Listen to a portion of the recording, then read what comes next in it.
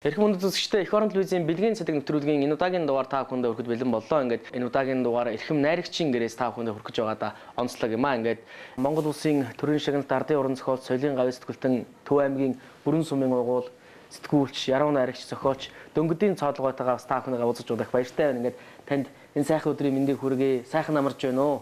За баярлалаа. Та бүдгийн амар Монголын айлтгий танай телевиз чинь ч одоо нэр сүрэх олчлоо. Тэгээд эх орон телевизийн үзэгчдэд хэн байдгийн байгаа харж байгаа болгонд энэ сайхан өдрийн мэндийг хүргэе. Сүүлийн юмс уран бүтээд сонь сайхан. Би ер нь насаар нутгийн тухай хичээлээ. Бүрэнгийн тухай. Тэгээд тэр бүрэнгийнхээ ур талд байдаг тэр талын булаг гэдэг нэг булгийн тухай.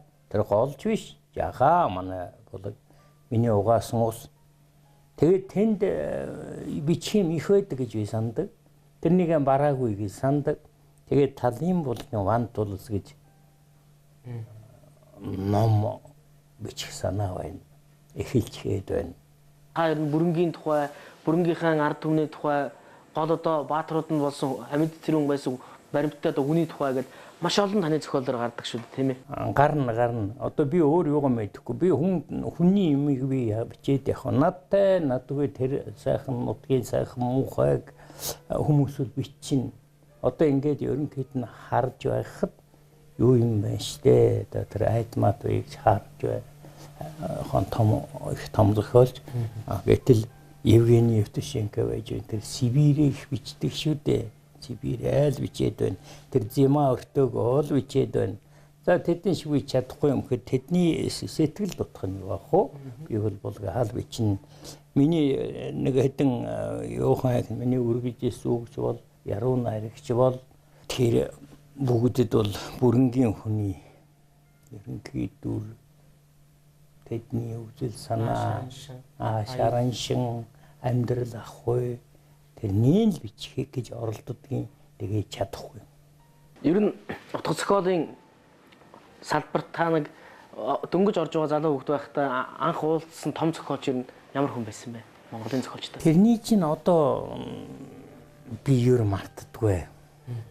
1963 онд Төв аймагт аймгийн төвд ажилтай ажилгүй одоо хууларна гэдэг нэг сайхан үг байдаг шүү дээ, тийм ээ.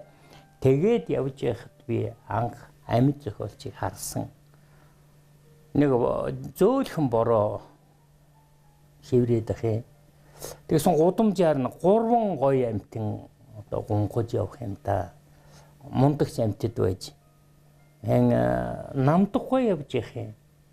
Намдахгүй ер нь энэ хамгийн хөгшин энэ юм байна.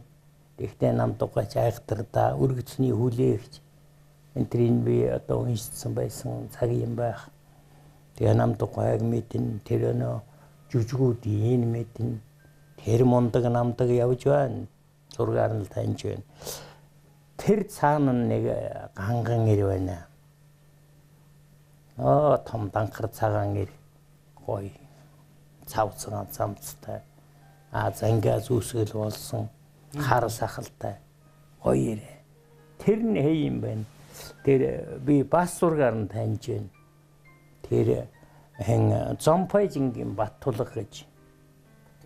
Тэ эднийг ягаад таниад байна гэхдээ зэрэг тэр 61 онд 7 төгссөн жил юу яасан юм аа. Энэ Монголын шилдэг яруу найраг гэж ном гарсан юм. Эх орны минь нарны ээлтэйгээд өмнөх үгний хэлдэг төдвгой бичсэн ийм ном. Тэр номон дээр тэр Баттулгын чин дүргэлсэн мөрөн далайг зорин урсгатаа төрч гисэн зогсхийг хэнч үзээгүй. Энэ тэргээд мэдэн дээр их олон хүн мэддэг. Тэр одоо эхийн тухай шүлгийг би уншсан. Цэдэнд орж энэ шүлгийг уншсан. Намдаг гуайн одоо тэр одоо дуу болцсон. Банзан гитартай зоригоо дуулдаг тэр дууны үг тэнд хэвлэгдсэн. Энэ энтрээс болоод би таниад байгаа юм. Анхлан ийм мундаг 3 хүнийг үдсэн тэр үл 63 он. Та яваа багштайгаа ер нь хэдэн онд тэр юу байгаа.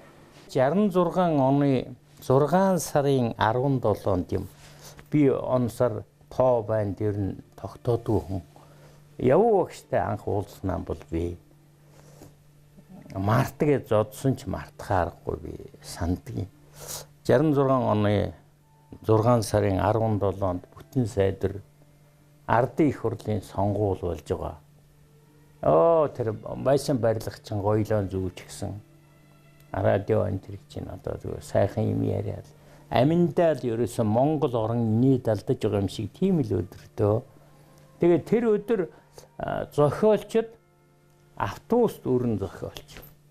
Налайхаар орчоо Төв аймгийн төвд ирж. Тэгээд Сэргэлэн сумын Улаан булан гэдэгт уулзалт хийх байж. Тэр заранд харж байж тэрүүхэн жоохон чөлөөг сүрэнжөв тандгийн хувьд манайд нэг удаа ирсний хувьд цаг ашиглаад явуу шиг анх дагуулж ирсэн. Тэгээд явуу манайд орсон би тэрнийг тэр явуу багш гэж номондоо бичсэн дээ. Явуу чонын хонгилд орсон гэж юм байгаа. Тэр чонын хонгил гэдэг нь яг вэ тэр их хүйтэн байр, галгаатай байр, дандаа гой нэрчүүд бид нар дандаа мосон залуучууд 66 онд би 21-тэй л баггүй юу. Тэнд явуу анхлан тэнд яасан. Би нэг 2 шүлэг уншсан. Явуу хаа очиж одоо тоосон. Би одоо энийг өвгөрчөөд одоо тууж байгаа юм биш. Энэ тухайгаа бол би олон удаа бичсэн, ярьсан. 2 шүлэг уншаад тэгээд явуу их нааштай өгөөлж би цог сэтгүүлийн нарийн бичгийн дарга хийдэг. Надтай очиж уулзаарай. Уншигчтай чамайг хүргэж өгнө. Товчоор хэлвэл авиасны хүн байна гэсэн шүү. Тэгэхээр хүн чинь ингэдэг юм байна. Урам орно. Нөгөө нэг тал цэнэн нэг юм байд юм байлээ хүнд. Тэгээд намайг удахгүй очоорой гэсэн юм чинь би за хоосонгүй юм байна да гэж би бодсон шүү юм уу. Хүн тэгээд тийм сайхан санаад очоорой гэж байхад нь би нэг баахан навсасын юм барьдаггүй яах вэ гэж бодсон юм уу. Боломдоо гайгүй гэж бодоод 68 оны хавар хүрэгдсэн. Өнөө явуудаа ч очиогүй. Нэг ёсонтой айгаад байгаа цаанаа би хүндэлсэн санаа байсан.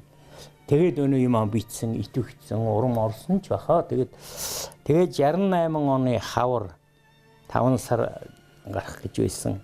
Бараг 2 жил болчихгүй юу. Тэгээд тэр юунд зохиолтын хорон дээр залуу зохиолч зөвлөгөө өгөх өдөр гэж болоод тэнд манай аваргууд сууж шүлэг сонсдог байсан. Бид нар баах юм уншсан 300 гаруй хүн уншсан. Маш их уншлага болсон тэр уншаад байсан. Тэгээ би бас зүрх үхсэн. Гэхдээ тэр уншаад байгаа залуучууд одоо сүйт хийх гээд байгаа юм шиг айхтрал юм шиг л байна. Одоо манай отгон сүрэн байлаа, очир хөөл байлаа. Одоо тэр завхны дагвдорж гэж нэг их бэ дагвдорж гэдгийнтэй бэ хий юм бол да тэр дагвдорж гэж одоо явуу гişийн нутгийн хөө юм их авьяастай да тэр. Тэр одоо ингээд баахан залуучууд уншсан.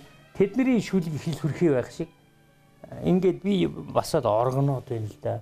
Тэгсэн чинь жигаар гэж сүрэнжөө одоо энэ зан манай сүрэнжүү зангараа л байдیں۔ Баатар тэр хоёр намайг галзуу согтуу амтан цагдаад барьж өгч байгаа шиг миний хоёр гараас чирээд энэ хүн их хачин хүн байгаа. Энэ хүний шүлгийг сонсыг сүрэнжүү зарлсан. Тэгээд манай Цэдэнжууга шүрчин сүрэнгаа эн явуу багш бүрүүдээр ингээ байлгахад сонссон. Тэгэж би хэдэн шүлэг уншаад миний уншсан бүгдийг явуу багш 11 шүлэг цог сэтгүүл тавьж өгч 68 онд аминдаа би тэрүүхэн жоохон довн дээр бол нэг сүрхэн амтан болж хувирлаа. Явуу хулангийн одоо өмнө юм биччихсэн 11 шүлгэн таны шин танил гэдэг болон тэр цогт тавиулсан. Тэгээд аймгийнхаа утгасгуулын дуулан дээр очихлоор манай нөгөөдүүл чинь бараг байр инста манай өнөөх мөн үү.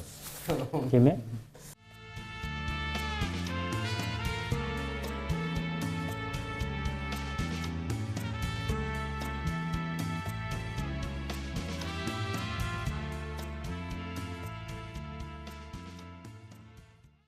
За үзэгчдээ сүүлийнхээс уран бүтээлээс та нэг өргөн барих уу тийм ээ? Хавтгай өлдөм шуурганд тоорын толгой уруудаж халиун толгод ээлсэн цастай зуурах салхинд дэрвсэн өрөх удгам бөөшиг самнаж сандарсан талаар хамхуул боохой шиг цогих шилний хонхор шиг талын нугчаан дунд шигдээстэй бор гэрүүд уллаж тогтох хотын хүн галын захад бээрчих гэж суухад хотоогон гаргасан жаал тоохч үгүй доохтой үл ховор зундаан манхны орой хуурай үндсэн тагшиг тойрмын ёроол хагсаатай төмөр шиг хатуу заг ударган төрсөөр үг алдаагүй сайн эрийн янзтай зургоороо орчлонгийн хатуугараар зодуулж говь төвчээртэй болсон зовлон гэдгийг үзэхээрээ нэг үзэж зоо тэнүүн цөл энэрэнгүй болсон сүүдрээсэн чайдаг хавтгайн ботго өнчөрөхөд сүрхтэн явсан айлын инг хөхүүлдэг мөнхийн тэнүүлж мазаалан мазаахай өлдөхөд мөм шиг сүү орж гоён тижээдэг гуун дунтаж хосорсон зээрийн янзгыг гурван сайхны янгэр бууж ирж хөхүүлдэг биднээс болоод ядарсан эх орноон одоо биеэн тасчин говь маань тижээж байна. Ийм нэг шүлэг байна. 20 гаруй жилийн өмнөх шүлэг байна. Гэхдээ энийг бол би тэгээд одоо ингээд болсоо, одоо ингээд хуучирсан, одоо баяртай гэж бас бодохгүй. Энийг унши бадарчтайгаан тэрний бие эртээр нэг айхтар хямарлаа. Тэгээ би нэг эргэж очсон. Тэгээд хаширтан тэр залуудаан битсэн энэ шүлгийг уншил да. Одоо бид нар чинь нэг шүлэг бичээл одоо дорн бичээ тавиад байдаг. Тэр хөв энэ төр өнгөрөөд байна. Өдийн насан чинь ер нь яд юм байна шүү. Нэг намрын одоо гүү үнээч адилхандаа хэр хонох гээд нөө муу туглан зээлэн дээр орилоод байдаг. Гүү бол одоо тэр гүү чин бичиж явчаад ирдэг. Зумбал их дуулууртай тэр чин тэр нэг юу цагаан сүл хэд хазыг гэж одоо тэгээд яарад байхгүй л байд л те. Намар болохоор тэгд юм байна. Одоо болохоор зэлнээсэн зүхтаага дууга тэр гүү муу шиг л одоо энэ бичгийн ширээнээс одоо зүхтаах маягтай юм байна. Тийм учраас бага бичдэг юм байна шүлэг мүлгийг бол.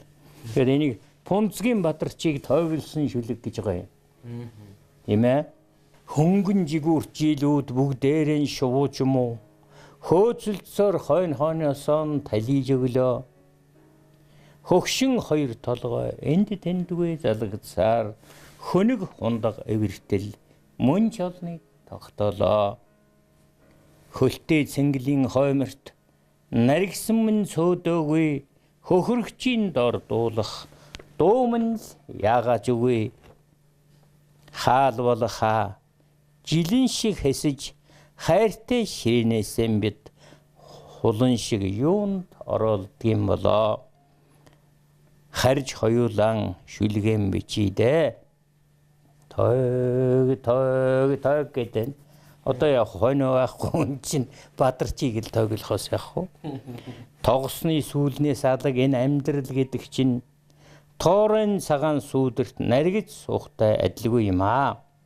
Томоогүй хүний өрсөд ухааны сүвгч зааж торгончиг шүлгэм бичийдэ хоёулан ярьж дуудадаг мэн пунцэг юм бадарч яруу найрагчин эрдэн пунцэнгийн бадарч ялдам шүлэгч нь уйхан хунцэнгийн бадарч яаж ийм бурхан дэндун явж болох юм бэ бадарч халахын минь хавтгай дээрийг юм болгон элбэг хаа газартай адилхан яруу найрагчд ховорхон харийда хоёулан шүлгэм бичи хангансаар ухтах хөөрхий гэргийн нартан очи ханах биштэй орчлон муулвал муулаг магтвал магтаг хар цагааны сайн дуудаж өгье хайрынчиг үеэн мартуулж мартъя хадганчиг шүлгээл бичиж хоёулаа ингэж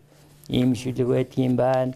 Төв аймаг бол үнэхээр одоо утга зохиол яруу найргийн уран бүтээлчдийн бүлгийн сайхан нутаг. Монголын орчин үеийн үндэслэгч агуу их нацаг дөржийн төрсөн нутаг. Мөн одоо алтан үеийнхний за тэгээд 90-ад оныхны олон сайхан яруу найрагч төв аймагт төрөн гарсан, болор цумын олон эз төрсөн, олон төрийн шагналт ардын уран зохиолч төрсөн ийм сайхан нутаг. Тэгээд Бадарчгүй та хоёр бол үнэхээр одоо нэг нутгийн хоёр олон жил нөхөрлж яваа. Олон жил нөхөрлж шүү. Юу Бадарч Бэтрэл нөхөрлөдөг сүрэнжүү намайг алгадаад авчиж магадгүй лаг сүрэн гэж айхтар хүн байж байна. Дулмаа гэж одоо тэр хаан нарийн хатан дулмаа гэж шагдрын дулмаа гэж байж байна. Ийм хэдэн хөгш юм байна. Одоо өдөр болгон уулзаж явдаг тэр мар хийж байдаг хөвгөн тэр өнгөрөөд байна. За биеийнээ хаяа утасах юм. Амин дамрын дуулах юм. Хэн нэг нь яадаг чинь ингэвэл одоо бас нэг эргэд энэ төр хонтой юм иймэрхүү юм аа. Тэгээ манай аймаг манай сүрэнж бол хэлдэм л тэр нацаг дөржил хийж өгсөн бидний гэдгийг зүгээр яг ингээ яруу найрагч ингээ хийхэд хайшаа юм байдгийг мэдэхгүй. Ямар ч гэсэн манай аймагт бол яруу найрагчд байдаг. Хашиж байж тарнаа. Та анхны номоо үлгэж явсан тэр сайхан баяртай өмчс үзэж та. Анхны ном яг 70 онд гарсан. Тэгээд явуу багш тэрний 18 жилаа. Одоо би яах юм? Тэгтэн зэрэг нэг талдаа их сайхан нөгөө нэг талдаа хариуцлага нэмэгдээд байгаа. Явуу багшийнхаа нэрийг шорон дээр унгахгүй бодноод бас нэг голлоор нүхтэл юм бол тэгээд явуу багш дор нь бол сайхан урам хайрладаг байлаа. Чи ингэж байна, чи тэгж байна гэн. Гэхдээ олон юм хэлэхгүй. Ер нь тийм шүлгийн минь ингэ засаа тэгдсэн гэж би нэг санах юм байдгүй ш. Миний би багшаасан гол нь яруу найрагч хүн ер нь ямар хүн явах хэвтэй юм. Ямар одоо хүний ноён нуруу тэр нь хайшаа юм. Яруу найрагч юу унших хэвтэй юм. Тэгээ уншихгүй хоснолгоолжоод гүйгээд үйж болохгүй юм байна. Энэ гэдгийг л үзсэн. За тэгээ яруу найрагчдын дунд орж ирсэн болохоор манайх нэг ингэж байдгийн явуу хулны шинжилэгч гэж яг үнэн тэгтэн хараа аливаа дайнд жанжин хүн ялалт байгуулсан бол түүний баруун зүүн гар болж орсон жанжингууд цэргүүд байдаг. Тэр хүмүүсийн тухай харин бага ярих юм. Одоо энэ алтан үе гэдэг нэг хэлээ заримдаа хэлэхгүй чухам машин. Тэгээ тэр ширчин сүрэн энэ л сүрэнжүү, Нямга, Бадарч, Дулмаа, Пүрвсүрэн, Нямдорж гой яруу найрагчд эднэр байхгүйгээр явуу багшийн тэр шинжилэл бас ямар ч болох байсан юм. Тэгээд нэг санд юм. Тэгээд эх орон телевизийн бэлгийн зөвлөмж нэвтрүүлэгт оролцож байгаа танд маш их баярлалаа. Тэгээд эх орон гэсэн энэ сайхан дэвтэр дээр таны одоо бүтээлийн шиндээж, онгод тэмрийн шиндээжээс авдаг юм аа. Тэгээд хожимоо энэ дэвтэр дээр маань орсон бүх сайхан уран бүтээлчид өөрсдөө намтартайгаа зохиол бүтээлтэйгээ бэлгийн задаг ингэсэн сайхан уран бүтээл ном одоо Монголын номын ертөнцид мэдлэх юм байгаа. Тэгээд энэ хүү номыг бас эх орон телевизийн хамт олон маань сэвлэн гаргах юм аа. Тэгээд таныг бас уран бүтээлийн дээжээс энэ хүү одоо дэвтэр дээр бичиж мөнхөлнө гэж нэг л урьж байна. Нэг шүлэг бичиж бас нэг шүлэг бичиж. Нөгөө манай Том Санжал гэдгийг одоо нэг бөхгүй шүү дээ их юм. Тэгээд тэр нэг юу за их боловсон л байт юм шиг үсэн. За тэгвэл лавл 5-ын тэрийн 7-ж болохгүй юм байна гэлээ гэдэг шиг хамаагүй юм бич болохгүй юм байгаа. Тэгээд яг сая уншижсэн шүлгийн бич болох уу? Болно.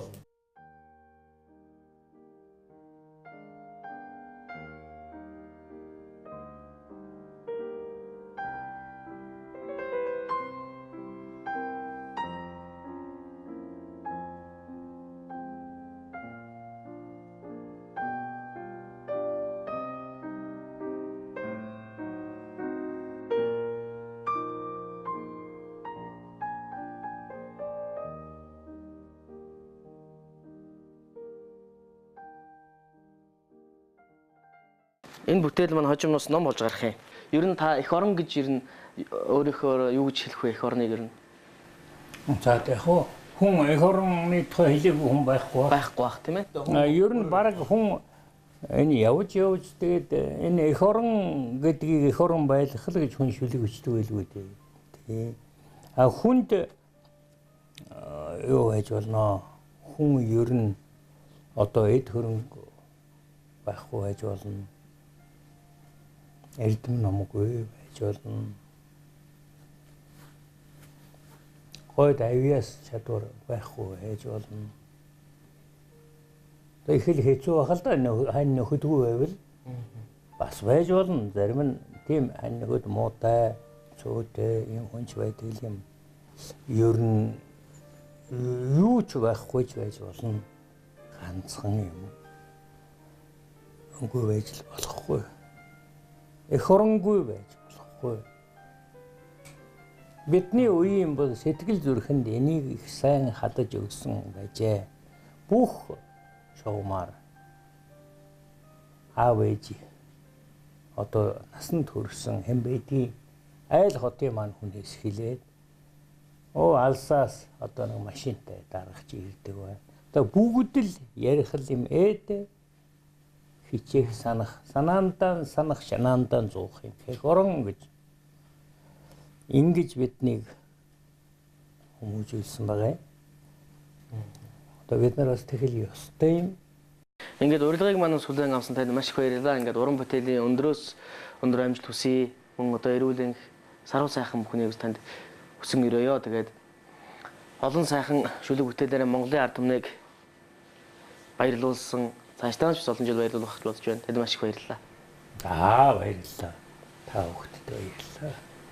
Үзэгчдээ эх орон телевизийн бэлгийн цэдэг нэвтрүүлэг та бүхэндээ Улаанбаатар хот мөн Сэлбийн амнаас сүрлээ. Дараагийн дугаар хүртэл түр баяртай.